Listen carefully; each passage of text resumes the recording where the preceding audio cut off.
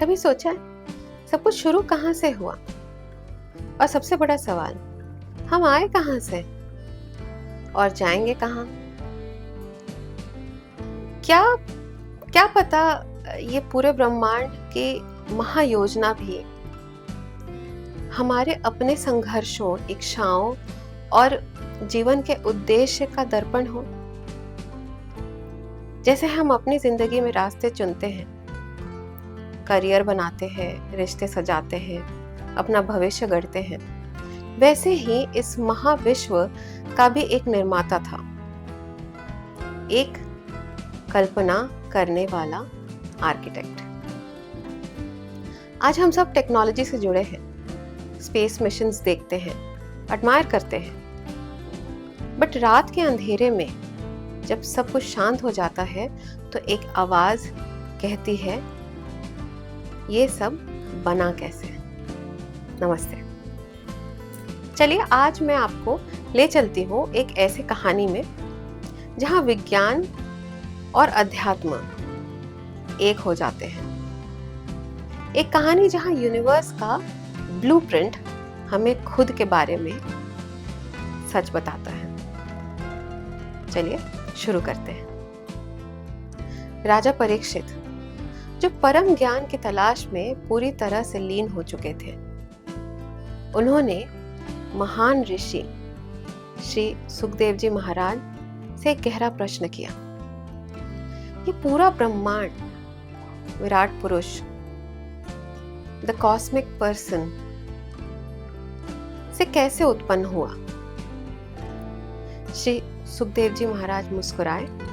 उनकी दृष्टि स्थिर और ज्ञान से युक्त थी।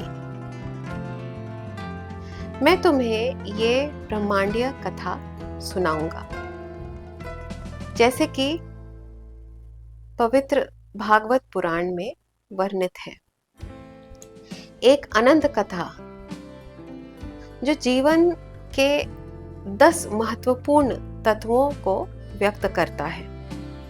सर्ग, विसर्ग, स्थान, पोषण, उति, मनवंतर, ईश कथा, निरोध, मुक्ति और आश्रय। श्री सुखदेव जी महाराज की आवाज में एक कंपन था, एक दिव्य संवेदना। जब उन्होंने इन आपस में जुड़े हुए तत्वों का वर्णन किया जो पूरे सृष्टि के संवेदनशील तंतुओं जैसे हैं। आइए अब हम इन तत्वों को गहराई से समझते हैं। पहला है सर्ग।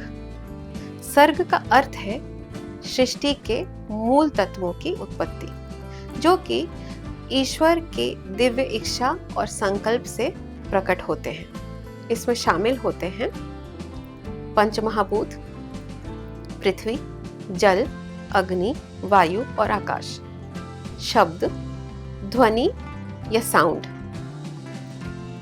मैत्रेय यानी इंद्रियों के अनुभव को नापने वाला मापदंड। इंद्रिय में आते हैं ज्ञानेंद्रिय, कर्मेंद्रिय, अहंकार, मैं का भाव, और महतत्व, विश्व के महान बुद्धि या कॉस्मिक इंटेलिजेंस। ये सभी सूक्ष्म तत्व भगवान की आदि इच्छा से उत्पन्न होते हैं और पूरे ब्रह्मांड के बुनियादी यानी बिल्डिंग ब्लॉक्स होते हैं। अगला विसर्ग। विसर्ग का अर्थ है ब्रह्मा जी के द्वारा रचे गए सारे लिविंग या नॉन लिविंग एंटिटीज। विराट पुरुष यानी कॉस्मिक बीइंग अनेक जीव और अजीव रूपों में इन तत्वों को व्यवस्थित करता है।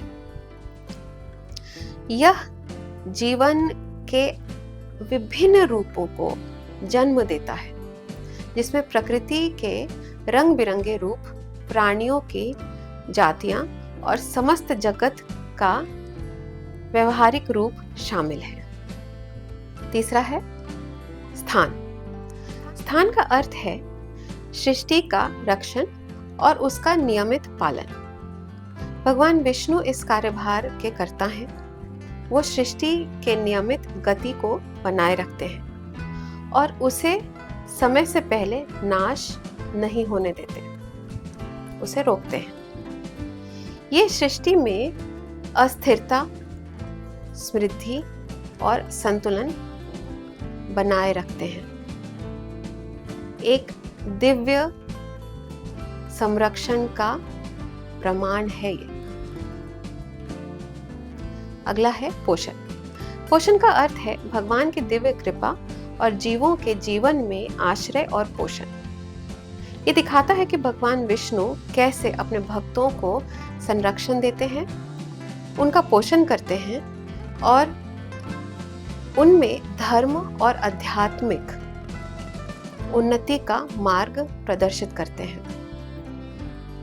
जो भी अपने आप को ईश्वर के चरणों में समर्पित करता है, उसका पालन स्वयं भगवान करते हैं। अगला है उति। उति का अर्थ है कर्म से उत्पन्न होने वाले बंधन, यानी कारण और परिणाम का चक्र। हर जीव अपने कर्मों से बंधा होता है और यही कर्म उसके भविष्य की दिशा तय करते हैं। ये तत्व हमें ये सिखाता है कि हमें सजगता के साथ जीवन जीना चाहिए और आध्यात्मिक साधना के माध्यम से इस बंधन से ऊपर उठना चाहिए। अगला है मनवंतर। मनवंतर का अर्थ है वो महान युग जिसमें मानव जाति और धर्म के रक्षक, धर्मपालक राजाओं का शासन था। इस युग में प्रजा के कल्याण के लिए शुद्ध धर्म का पालन होता था और भागवत भक्ति को बढ़ावा मिलता था। ये समय धर्म, सत्य और भक्ति से युक्त होता है। सातवां है ईश कथा। ईश कथा में भगवान के अनेक अवतारों और उनके भक्तों के जीवन की प्रेम भरी और ज्ञानमयी कहानियां शामिल होती हैं। ये कथाएं प्रेम, श्रद्धा, समर्पण और भक्ति के महत्व को समझाती हैं और जीवन में आध्यात्मिक मार्ग पर चलने के लिए प्रेरणा देती हैं। आठवां है निरोध। निरोध का अर्थ है जीवात्मा का अपने सारे गुणों और सीमाओं सहित परमात्मा में लीन हो जाना। जब भगवान योग निद्रा में जाते हैं तब सृष्टि का विलय होता है, पर सब कुछ उनमें ही समा जाता है। ये तत्व ब्रह्मांड के चाक्रिक स्वभाव को दर्शाता है, सृष्टि, स्थिति और लय। अगला है मुक्ति। मुक्ति का अर्थ है देह, इंद्रिय और भौतिक संसार के झूठे पहचान से मुक्ति पाना। ये तब होता है जब जीव अपने आत्म स्वरूप को पहचानता है और जन्म मरण के चक्र से मुक्त होता है।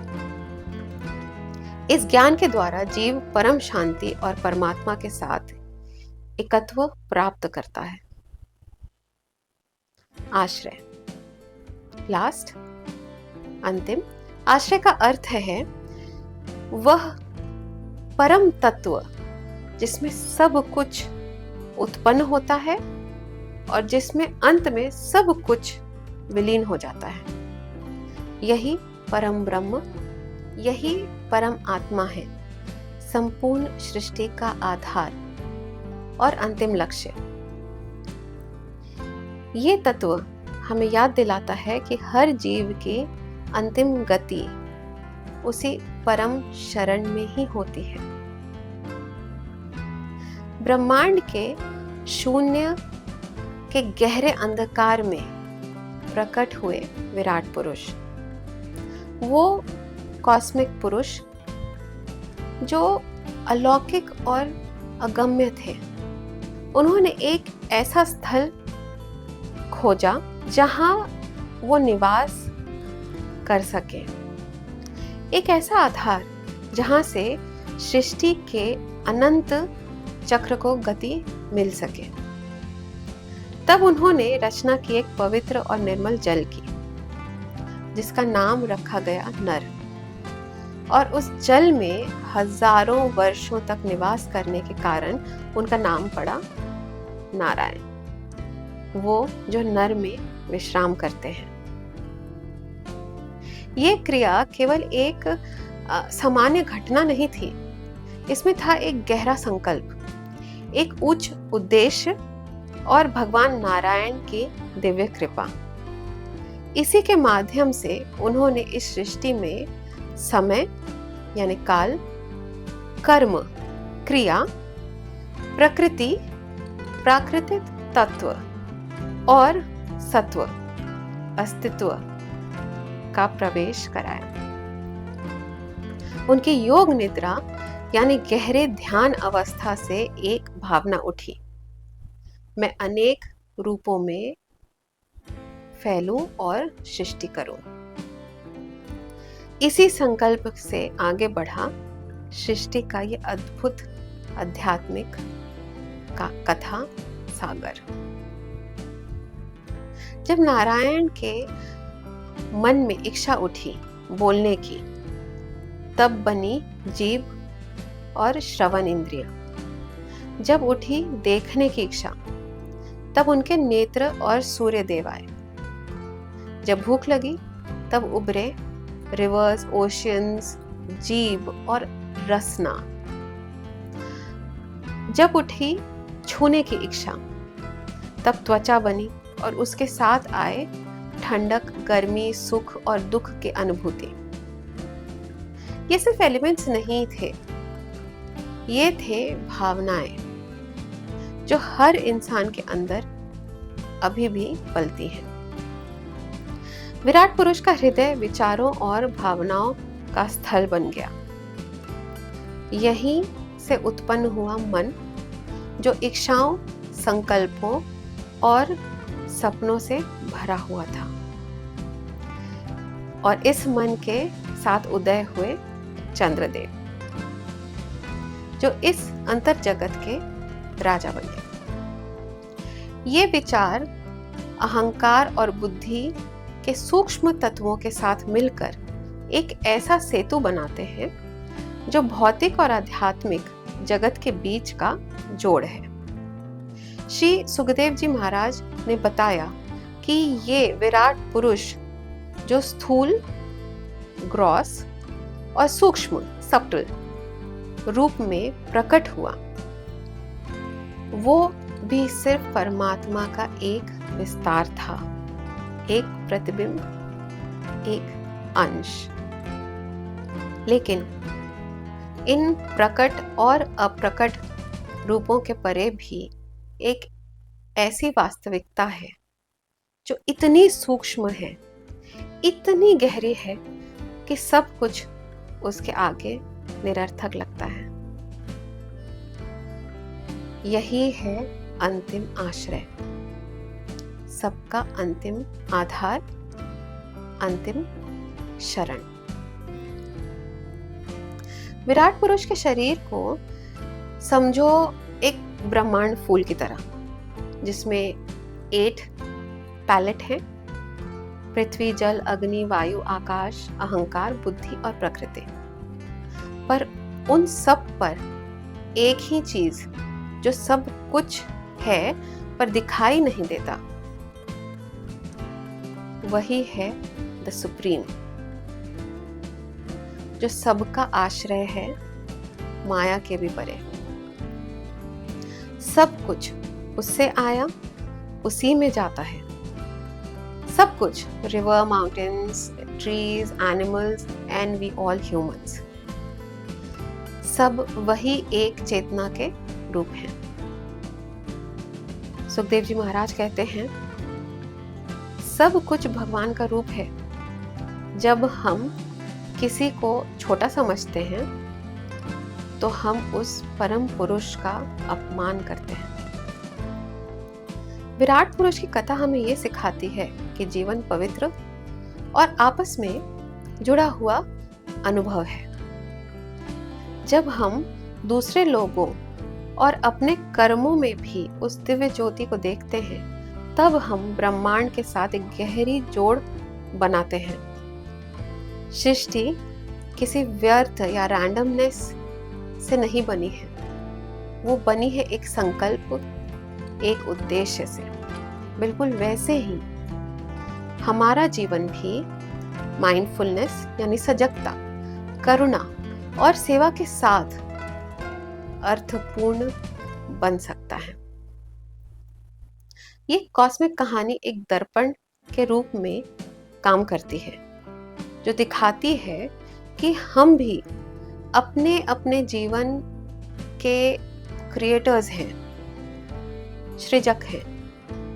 हमारे डिसीजंस, हमारे कर्म और हमारे रिश्तों का प्रभाव वेव की तरह बाहर तक फैलता है और दुनिया को रूप देता है। विराट पुरुष का संदेश ये है, जीवन को जागरूकता के साथ जिए, इस दुनिया को अपने अस्तित्व का एक विस्तार समझकर संवारिए, तब ही हम इस आदि सत्य के साथ एकता में आ पाएंगे। सब कुछ भगवान है और भगवान ही सब कुछ है। आज के युग में ये कहानी एक प्रकाश स्तंभ के रूप में चमकती है। हमें कहती है कि हम भेदभाव और अलगाव के भ्रम को तोड़ दें और सृष्टि के अनंत एकत्व को अपना लें। इसी ज्ञान के माध्यम से मानवता संघर्ष के पार जा सकती है, समन्वय को पा सकती है और अपने दिव्य संभावनाओं को पूर्ण रूप से जी सकती है। शुरू में मैंने कुछ सवाल पूछे थे। जिंदगी का मतलब क्या है? हम कहां से आए हैं? सब कुछ कैसे बना है? तो ये कथा इन सभी सवालों का जवाब देती है। एक एनवायरमेंटलिस्ट की जर्नी पोषण का रूप है। एक मेडिटेशन प्रैक्टिशनर इस कथा और आश्रय की तरफ बढ़ाता है और एक ऑफिस जाने वाला व्यक्ति हर दिन विसर्ग और कर्म में जी रहा है। आइए समझते हैं 5 की लर्निंग्स जो इस कथा से मिलती है। सब कुछ जुड़ा हुआ है, हर चीज एक दूसरे से कनेक्टेड है, सब भगवान का रूप है। कर्म से बंधन और मुक्ति दोनों पॉसिबल है। हमारे एक्शंस ही हमारा फ्यूचर तय करते हैं। पोषण तभी होता है जब सरेंडर होता है। भगवान की कृपा उन पे होती है जो भक्ति और सेवा में लगे रहते हैं। हर इमोशन का सोर्स डिवाइन है। हमारे थॉट्स, डिजायर्स और ड्रीम्स भी विराट पुरुष के रिफ्लेक्शंस ही हैं। लाइफ एक अपॉर्चुनिटी है डिवाइन से जुड़ने की। हर दिन एक चांस है अपने अस्तित्व को समझने का। And now it's time for the Krishna moment, the miracle of the story. So इस कथा में कृष्ण मोमेंट क्या है? जब विराट पुरुष ने स्वयं को पानी में स्थापित किया और नारायण बन गए, वो था कृष्ण मोमेंट, जहां वॉइड से डिवाइन प्रेजेंस निकला। जब कुछ भी नहीं था, उस शून्य में भगवान थे। The miracle is, Bhagwan Narayan created that sacred water and chose to rest in it for thousands of years. Not because he needed the rest, but because he was preparing to give life to all of us. That very moment teaches us Even in stillness, divine intention is active. Even when you feel your life is stuck or blank, Krishna is meditating within you, preparing to awaken the entire universe just for you. और अंत में इस कथा को जरूर share कीजिए। जहां कुछ भी नहीं था वहीं सब कुछ बना, और हम भी उसी सब कुछ का हिस्सा हैं। ऐसी और कथाएं सुनने के लिए चैनल सब्सक्राइब करें, बेल आइकन दबाएं ताकि आपको अपडेट्स मिलते रहे, और लाइक करें। आज फिर से मैं कहूंगी, रिक्वेस्ट करूंगी, अपने लाइफ का या आज के दिन का एक कृष्ण मोमेंट जो आपको लगता है वॉज मिराक्युलस, जो कुछ आपके अंदर बदल सा गया, उस मोमेंट को कमेंट सेक्शन में जरूर शेयर करें, मुझे बताएं। नमस्ते, मिलते हैं अगले गुरुवार एक और कथा, एक और दर्शन, एक और जीवन की रोशनी के साथ।